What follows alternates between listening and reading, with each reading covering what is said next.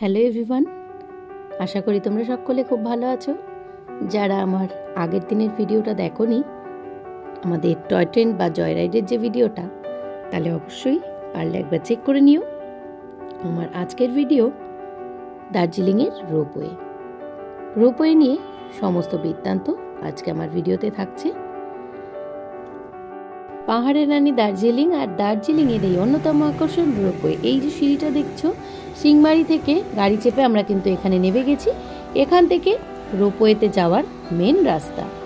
দার্জিলিংয়ে আসলে toy train আর ropeway যদি না চড়া হয় তাহলে কিন্তু ঘোরাটা সম্পূর্ণ হয় না। অনেকটা সকাল সকাল এসে কিন্তু এখানে টিকিটটা করে নিতে হয়, না হলে কিন্তু এখানে 200 জনের টিকিট এখানে দেওয়া হয়। সকাল সকাল না আসলে কিন্তু সেই টিকিটটা কিন্তু পাওয়া যাবে না।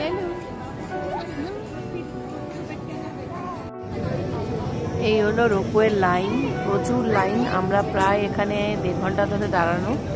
আমাদের লাইন ছিল ওইখানে, ওই লাইনটাই এরকম জিগজ্যাগ হয়ে এখন এখানে এসে ফাইনালি দাঁড়িয়েছি।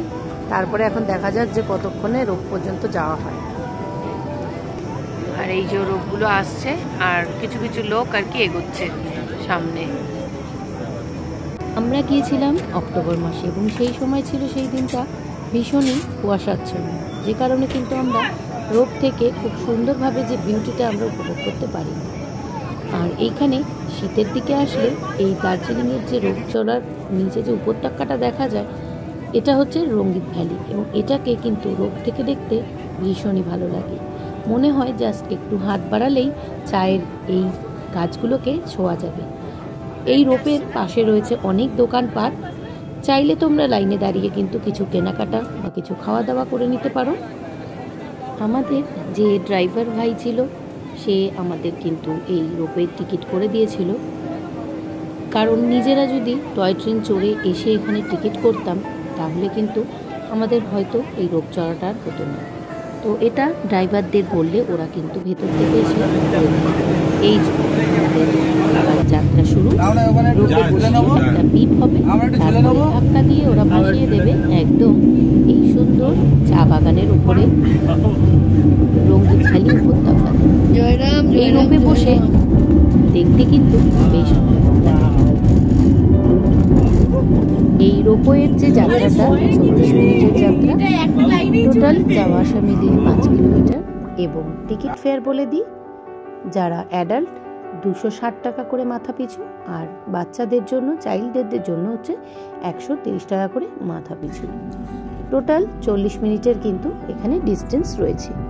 তো এবারে হচ্ছে এই সুন্দর উপত্যকাটা দেখতে দেখতে পাহাড়ি চায়ের বাগানের সৌন্দর্য উপভোগ করতে করতে আমরা এবার পৌঁছে যাব একদম রঙ্গিত ভ্যালি টি গার্ডেনের সামনে, যেখানে রোপটা নামাচ্ছে। সেখানে মনে হচ্ছে কেউ যেন সবুজ রঙের ওপর তুলি বুলিয়ে দিয়েছে।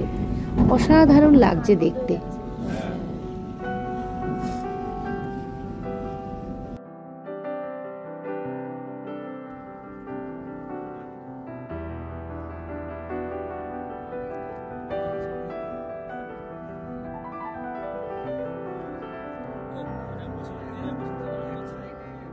ওই দুজন বসে বসে গান করছে।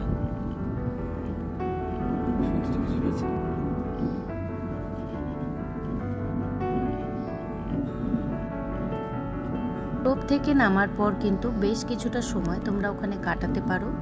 সুন্দর একটা গ্রামীণ পরিবেশ, সেখানে রয়েছে বেশ কিছু খাবারের দোকান।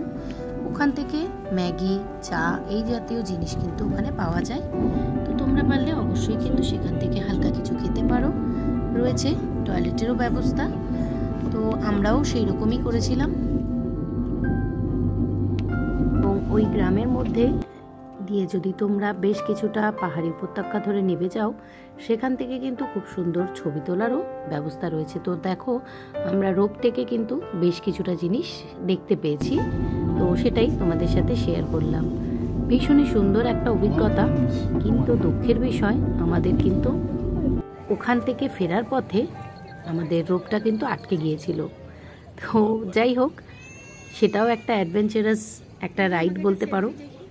মাঝ রাস্তায় রোপটা ঝুলে দাঁড়িয়ে আছে, এটা একটা অদ্ভুত একটা এক্সপিরিয়েন্স। তো তো যাই হোক, কেমন লাগলো আমার আজকের ভিডিওটা অবশ্যই কমেন্টের মাধ্যমে জানিও। চলো সকলে ভালো থেকো, সুস্থ থেকো, আবার আসবো পরবর্তীতে কোনো নতুন ভিডিওর সাথে। তো ততক্ষণ পর্যন্ত সকলে ভালো থেকো।